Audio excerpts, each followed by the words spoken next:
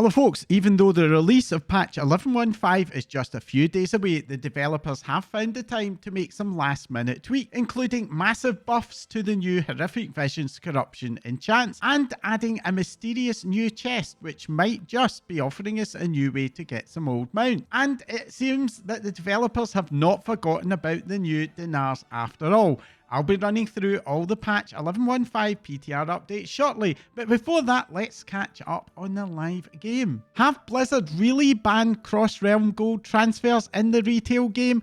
Well, they kinda did, but only by mistake. So let's dive into the rather surprising update to the policy on gold swap. Until very recently, Blizzard's stance on transferring gold between classic and retail, something that was only possible by making arrangements with other players outside of the game to swap gold, was that it was unsupported. What this basically meant was that those type of arrangements were not banned, but if another player ripped you off, Blizzard's GMs would not be willing to help you recover your lost gold or items. Blizzard's policy also contained a warning that these kind of swaps often involved RMT gold sellers or botters, and that if a gold swap did involve RMT or botted gold, even if one of the players was unaware of that, it could still result in account sanctions. This all changed at the end of last week when Wowhead spotted that Blizzard's CS guidance had received an unannounced change, which explicitly banned these types of gold swap. This update initially used very uncompromising language, banning the trading of gold between realms and factions in all versions of the game, including retail. Now this came as a bit of a surprise to players of the retail game, as the ability to trade characters in different factions and realms had been added to retail back in Dragonflight. Not to mention that the Warband Bank allows us to freely transfer gold between our own characters in different realms. Now obviously Blizzard didn't really mean to ban the Warband Bank, but this policy did create a lot of confusion about how the cross-realm and cross-faction trading feature could be used.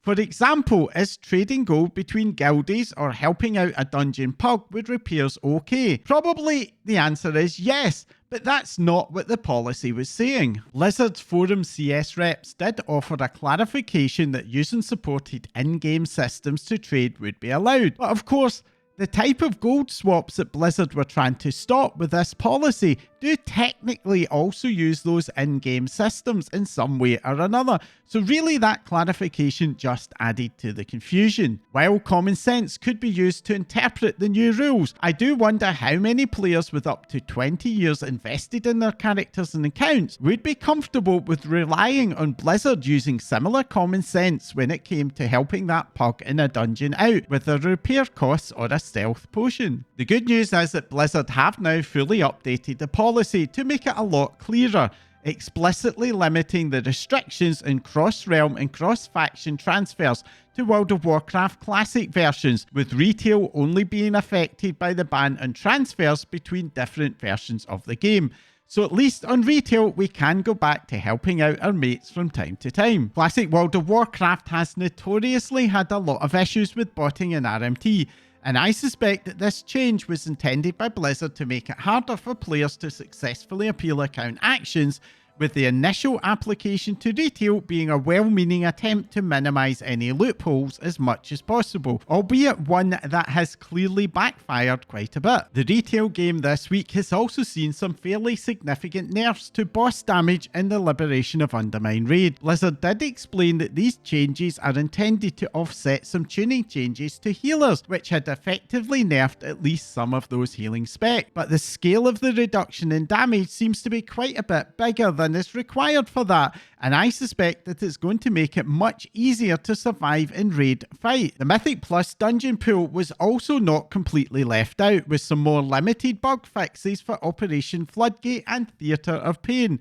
But that latter has also got a very nice quality of life update, with the spinning blades now having a much clearer visual, which I think will be much appreciated by tanks in particular. And that's all for the live game this week, so let's head over and take a look at what are very likely to be the final updates for patch 11.15 before it goes live this coming reset. If you've been working and getting the mounts from the various Undermine cartels, or even just trying to cap their reputations, you'll probably be aware by now of how long a journey and grind it's going to be to reach that end. Well, it does seem that the developers may also agree, as the amount of reputation we can earn from the cartels from most sources is being doubled with the launch of patch 11.1.5. This is very likely to chop several weeks off of that grind, and for me it's going to be very welcome. It is worth saying that this is a permanent increase and not part of the upcoming Winds of Mysterious Fortune leveling in XP buff, as Blizzard have now confirmed that that 4-week event will not apply to the Undermine reps. That would have been disappointing, but for sure this permanent increase is much better, though I personally think an effective 200% increase for 4 weeks would not have done any harm given how long this grind is turning out to be. Although it's not arriving until later next month, the returning Battle for Azeroth 8.3 style corruption head enchants got some pretty massive buffs this week of between 110 and 186%, and even going as far as 233% for the stack bonus for infinite stars. And it's fair to say that these buffs were desperately needed, as on the PTR most of these enchants had been so weak that the extra damage offered was smaller than the normal RNG variance that we see between pool to pool. It was pretty much always inevitable that the corruptions were not going to go live in that state, so these buffs were not really a surprise. What is perhaps a lot more surprising is that despite the size of the buffs, the basic stat buff corruption option still remains the strongest for many, especially for tanks and healers. The thing that led the corruption effects to being so fondly remembered from BFA was that they could be so overpowered. And sadly, while these buffs will ensure that all of the enchants will at least be usable without trolling your group, they are not going to offer the fun factor of the predecessors. Overall, I think that most performance-oriented players who raid, do Mythic Plus or PvP will now want to get their hands on their preferred enchant, and so Horrific Visions will kind of feel a bit mandatory. But if you did decide to skip them, missing out on what will be a 2 to 3% boost probably would not be the end of the world. I will be doing a video with more information on how to get the enchants from Horrific Visions a little nearer their launch date in May the 20th. So do make sure to subscribe if you want to catch that when it drops. But based on the PTR testing, you will likely need to run around 8 to 12 visions, which can be done in about 2 to 3 hours to get a fully upgraded enchant. One thing that has been very conspicuous in its absence on the PTR or even Blizzard's patch 11.1.5 release schedule announcement has been any mention of the puzzling Cartel chips, this season's version of the Dinars system, which will allow us to buy high-level trinkets, weapons and other special gear items from a vendor. The good news is that the World of Warcraft developers have at least not completely forgotten about them, with an update this week announcing that an announcement would be made after patch 11.1.5 goes live. So I guess even announcements are time-gated now. In all seriousness though, there are a lot of unanswered questions about the new system, and I for one would really like to know how we will acquire the new chips. Are they going to be a raid-only drop, or does the removal from the raid renown track suggest that they might be extending them to drop from other content as well? So hopefully this soon will not have the traditional Blizzard TM attached. To be fair though, I do suspect that the team's reluctance to set a date is due to the changes to Crest acquisition in Season 2, which has for sure sped up the process for many of us. And the developers are most likely waiting to see when the majority of us will start to reach the point of diminishing returns progress-wise. My own personal guess is that they will end up going live around the same time that the Crest and the Conquest caps are removed, which is usually around week 11 to 13 of the season, suspiciously also around the time that those corruption enchants will drop. If all that does come together at the same time, that could well be a really good time to start your push for your seasonal stretch goals, be it getting to Keystone Legend, ahead of the curve, or even just the hard mode of the Underpin encounter. And finally for this week, there's an interesting data mining discovery on the PTR, the Khazalgar Adventurer Pack. We don't know anything about what this pack will award, or even how we will get it, if at all. but its flavor text says, "Note, not guaranteed to contain an actual mount." The obvious implication of this is that this might be a way to obtain a mount or two. It's also not the first time that we have seen this particular piece of flavor text. Landro's gift box was an item that could be obtained back in Wrath of the Lich King via the old World of Warcraft TCG game, which offered a very low RNG chance to get one of the TCG mounts of the time. And more recently, this has also been used as a kind of loot box promotion on the China realms. Now, that history obviously does beg the question if this will also be some kind of promotional reward.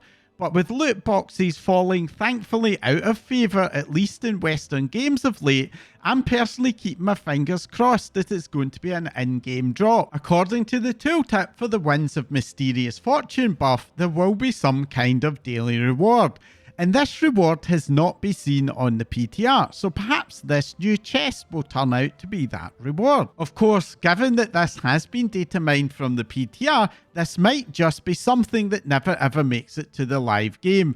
I guess we'll just have to wait and see. And finally, I want to take a little look ahead, as there's a bunch of in-game events coming up. First of all, with the launch of the new patch, is that Winds of Mysterious Fortune buff.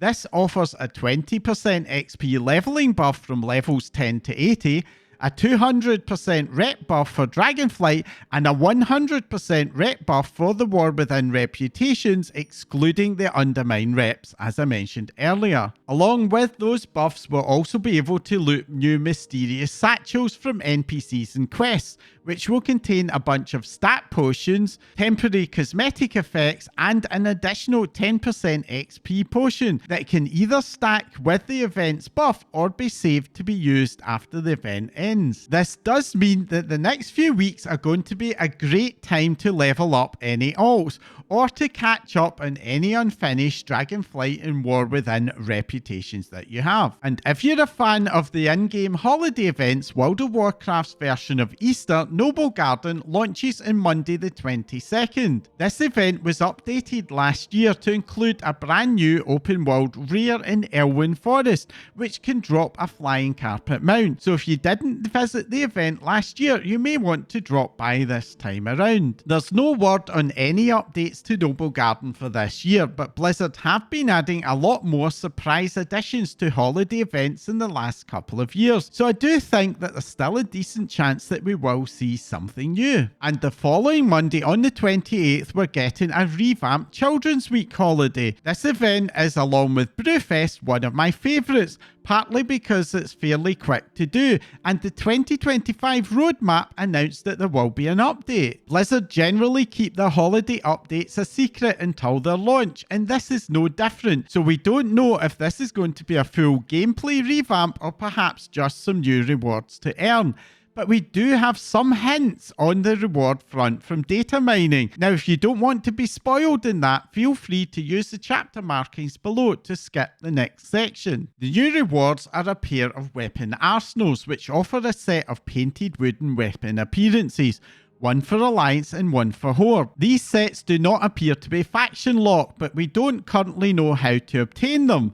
But with the Children's Week orphans being different for each faction, I'm inclined to bet that we would need to earn them on their respective factions in order to get them. And that's all for this week. I'd be really interested to hear your thoughts on what that Mystery Kazilgar Adventurer Pack is all about. Could it offer another way to get some of the Undermine mounts?